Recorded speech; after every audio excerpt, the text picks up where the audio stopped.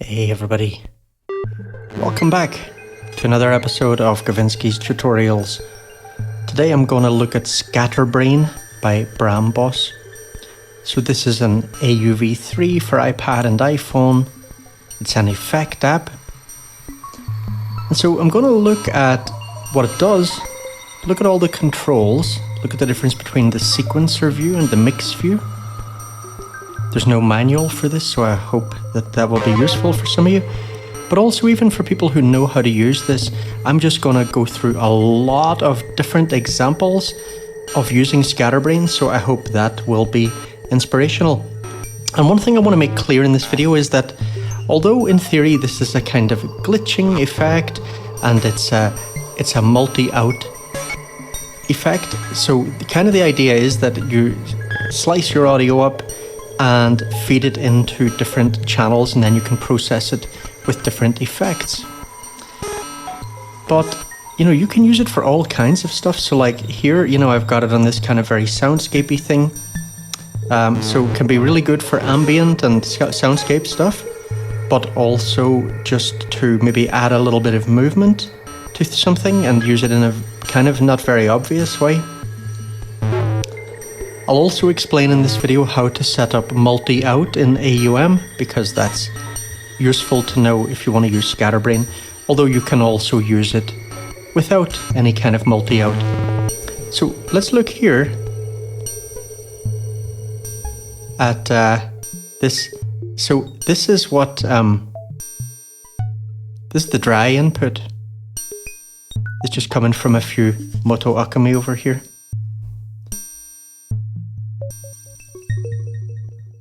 And so here we're just sending that out to a few different channels using the multi-out feature and adding different effects, and I've even added a Scatterbrain onto one to do a little bit of glitching there. Right, so that's one example, and let's look at a few more examples just very briefly at the beginning. Let you see what kind of setups we got here. So here, for example, that was what I used in my video on Cascade the other day. So this is an example of Scatterbrain just doing a glitching type thing and not even using any multi-out or anything. So this is the only thing, this channel is the only thing we're hearing here. And I explained the setup of this one in the video I did on Cascade.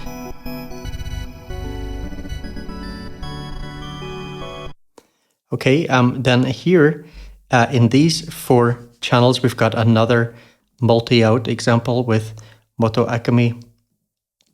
And let's hear that.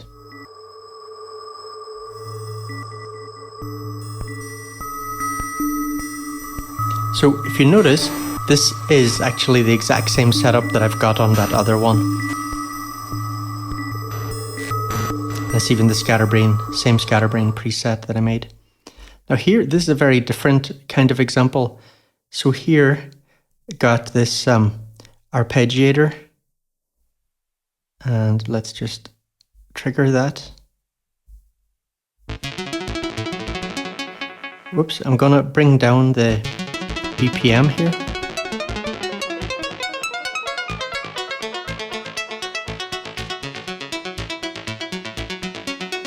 Okay, so that's with no Scatterbrain.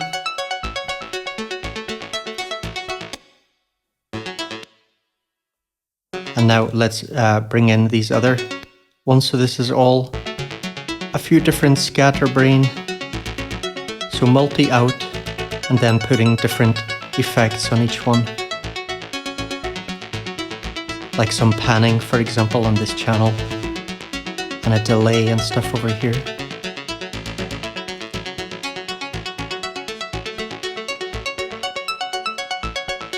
So again, that's the basic one. And this is the processing, so this is much more subtle, right? And I've got another really crazy kind of soundscapey example, and that is this here. let's have a listen to this for a second. So It's such a complex, really complex plugin. It's such a complex processor that this is based on. There's so many elements, and so this then was to get it all an interview I did as with a- Heinbach as an around the instrument time again. Lines That's came a out. whole different thing. So you because find that on my start YouTube with channel all the here. parts, and then you put them all together, And so then you here, have to figure out using Scatterbrain for multi-out processing, adding different effects and stuff. it's an effect. It's an effect. And then I'm putting them all through Black Hole. And that. I mean, you know, so it's set because like that. All the horn effects. I like this down lower, put the BPM down to 20. Different versions, so it's like Different versions, so it's like this is the processor. This is clear, so okay. This is Right? And obviously this is also going to sound very good on just stuff like drum loops and things, right? So first let's look at how to set this up multi-out. So let's say you've got a session and you've got something that you want to process. So, you know, you're going to load some kind of instrument. Let's just load Moto Akami here. And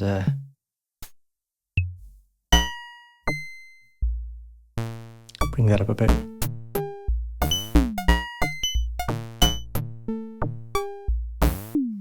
Okay, so you say you want to process this, then here, let me bring that volume down a little bit. I haven't got this routed to a mix bus, so I'm not being able to sidechain this unless I set that up. So take this and first just open an instance of Scatterbrain, right? So this is our main instance, and then we go over to a second audio channel and click on again on the effect slot. So this is how you do it in AUM, you know, it's going to be different in different hosts. So then here, click on multibus audio unit instances, and you have to find, if you have more than one instance, like I've got a lot of Scatterbrains here, so you got to make sure you find the right one. So if you look here, this is channel 20, and this is node 1, right? So let's find that. Okay, here, A21, right? Okay, and then, you know, you can do the same here, or another even easier way to do it is just click down here and just press duplicate and do that. If you want to use, you know, 4 outs, right, that's the maximum you can get from one instance of Scatterbrain. So you do it like that, and then you just go in and let's just randomize something actually. Right?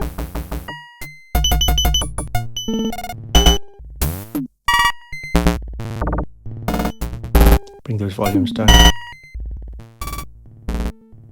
Okay, and then you can go and add different effects and stuff on these, and you can play around with the sequence, right? So that's how to open multi-out. Now let's go back to, let's just go back to the one we started with here. So this. So let's look at the UI, right? So we have two main views. One is called a sequencer view and the other a mix view or a live view. So in the sequence view, you want to look at this little scatter panel. I don't know, let's call it over here. So what we got here is 4 outputs, right? So this line represents out 1, this is for out 2, out 3 and out 4. Now, when you tap on a step, you tap once, that adds a step that means Scatterbrain is going to spit out a step, and you determine the length of that step over here, so it's going to be a 16th triplet. If you tap once, it's going to be pure white like this, so that means it's always going to trigger, you know, when the blue dot is here. Now, if you tap it again, it looks like this, like a little target type thing. And that means it's now a conditional step. And so that means it only has a chance of triggering, and that chance is set by this knob over here. So here, this is set to the middle, so it's set to 50%. So that means this step has a 50% chance of triggering. So we can increase or decrease that here, right? You tap again, now you have no step there, so there will be no output, right? So if we look at this setup, so here we've got only 4 steps, so we change the number of steps here, so we can have maximum 8 steps, and we can have minimum 2. And so if we look here, this on step 1, out 1 is definitely going to be triggered. Out 3 has a 50% chance of being triggered, right? Then on step 2, out 1, that'll be silent. Out 2 will definitely be triggered. Out 3 will be silent. Out 4 has a 50% chance of triggering, right? Like that. So that's how this little sequencer here works. Now here, deviate, if you dial in a deviate value, you're increasing the chance that when this arrives at a certain step, it will not actually play that step, it will instead jump to one of the other steps. So that allows you to get little changes in the melody of the sequence, right? Because it might use some note that was recorded into the buffer before. Then here, retrigger just sets the likelihood of a kind of stutter effect coming in. So let's turn that up.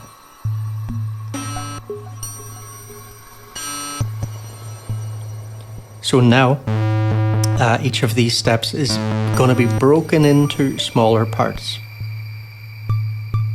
So we get a ratcheting effect. Strange thing is, to me, it's strange anyway, you got no control here in this sequencer view over how many ratchets there are. You know, do you break the step into 2? Do you break it into 3? Do you break it into 4 or 8 or what? There's no control. It's very strange because in the mix section, you have that option. Why you don't have that here? I don't know. I feel that's an area that could be improved. It's not a big deal. I really like the app, but I just find that odd. It doesn't have that. So the deviate knob here is for the steps that are always on, and the deviate knob here is for the conditional steps. So then here we're setting the duration of steps. So you can see the different values that we have here. This button, if we turn this on, that will make the step 8 times longer. So a 16th triplet, for example, would become a half triplet. A 32nd would become a quarter note, right? Like that.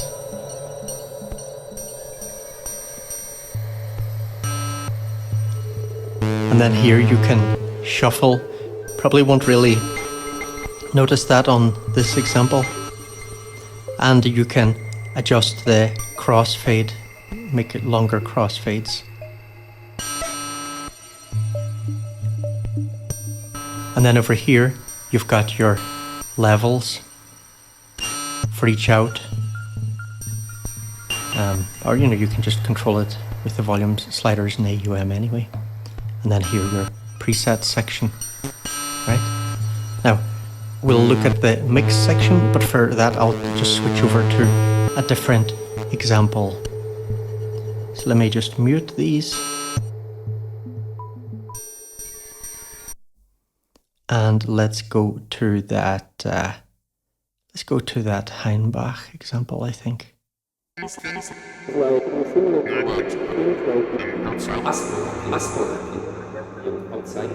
I'll just bring the volume down a little bit. So let's switch to mix. So here, if I put this up here, now we're only going to get output from the first instance here, so only out one, right? Now, the thing is, here, you know, we maybe still have this moon echo doing stuff, so it looks like this is sending out audio, but it's not actually coming from Scatterbrain. It's just coming from this.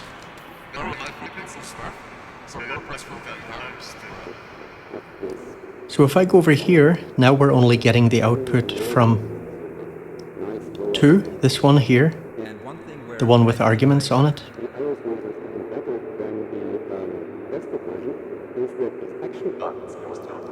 Down here, we're only getting the output from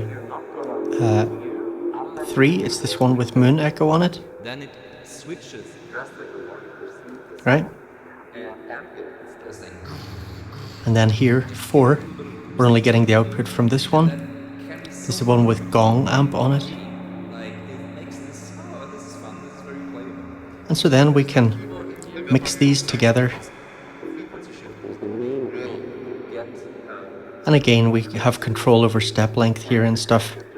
But you see, what we've got here is control over the number of stutters. So here we're going to get, instead of an eighth, we're going to get 2 sixteenths, boom, boom. Here we're going to break that eighth note into 3 ratchets. Here we're breaking it into 4. So why we've got this option in this mix section, but not in the sequencer section, I don't know.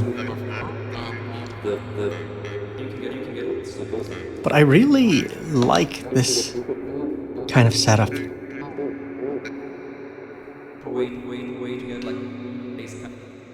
Let's take a little look at the ARP thing.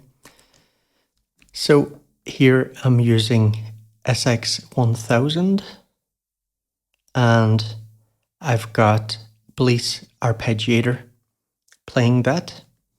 And what I've done here is I've just connected this chord pad thing. This is from the app Tonality, very useful little app. So just what I did here was I just put in a few notes that I wanted. And, you know, this has the advantage that I can leave that in there and it's, you know, I can come back and just press that and it'll be all set up exactly the way that I want. You know, we're not getting any audio at the moment. I'll turn that on in a second. See, if normally I would use the AUM keyboard for that, but when you put in notes in the AUM keyboard, it doesn't save those with the session. So that's why I use this chord pad thing sometimes when I have things set up in a way that I want for an arpeggiator or something, and I just want to be able to go in and get it exactly the way it was, and I don't have to write any notes for myself or anything. Right? So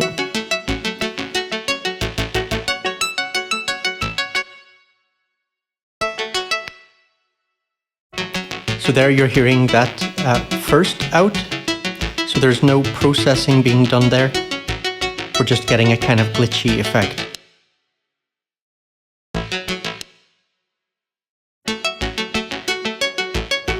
And if we look at the setup here, it's a very regular sequence, right? We'll get an eighth note of out 1, an eighth note of out 2, followed by an eighth note of out 3, and so on and so on. Very regular. No conditionals or anything here. Everything will definitely play. So then in the second one, I got Pitch Drift by Baby Audio. That's a free app. Doing a little bit of pitch drifting. And then here, this Mantis. So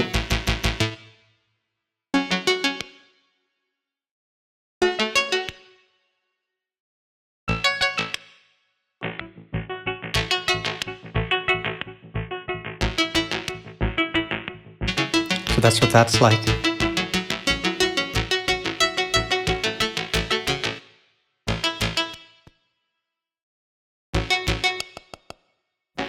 And so if you could hear here, I've got another little normal instance of Scatterbrain, right? The second instance, so that's not a multi-out instance. And that's just being used to do a little bit of ratcheting. See, I've got retrigger up there. So we're just doing some ratcheting.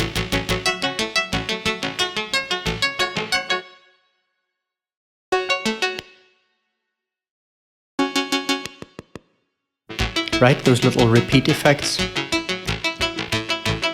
And then on the fourth one here, got pan station. Just doing a little bit of panning.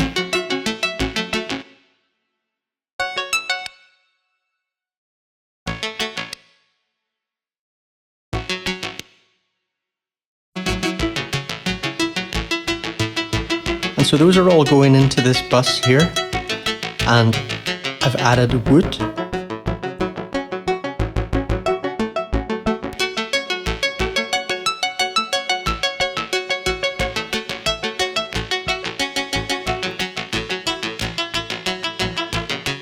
I've done a video on this.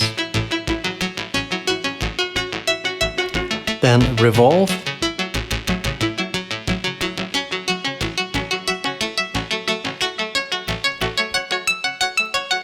And just a bit of barricade. I was just using that to push the volume up a bit and make sure I didn't get any clipping at higher volumes, because this is pretty loud.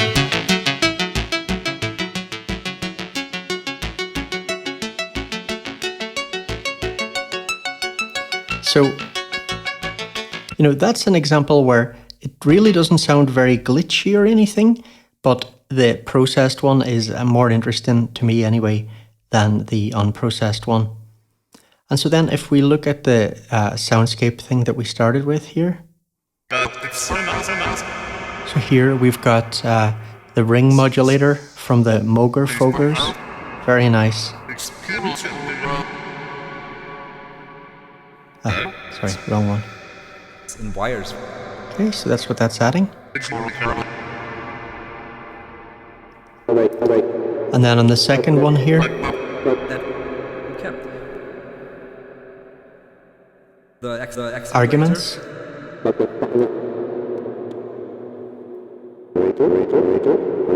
That's doing some distortion and stuff, but it's also generating a bit of a sort of slight percussive effect.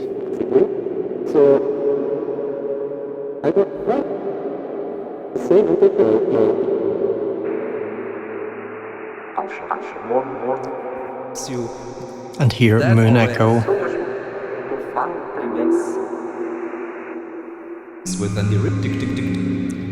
And here, Gong Amp. There's not a plugin I find myself able to get all that much use from, but it sounds great here. Can be useful on the right stuff.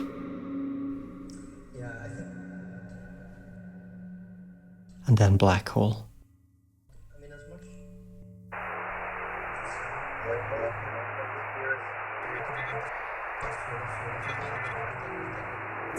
So,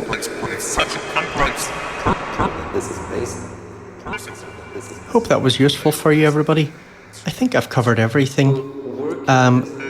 Really enjoy this app, and I enjoy using it with just one instance, just for glitch effects, and I also enjoy using it for these experimental sessions where you're just splitting that audio and spitting it out into different channels and processing in different ways. Hope you enjoyed the video, and I'll see you in the next one. Take it easy, folks.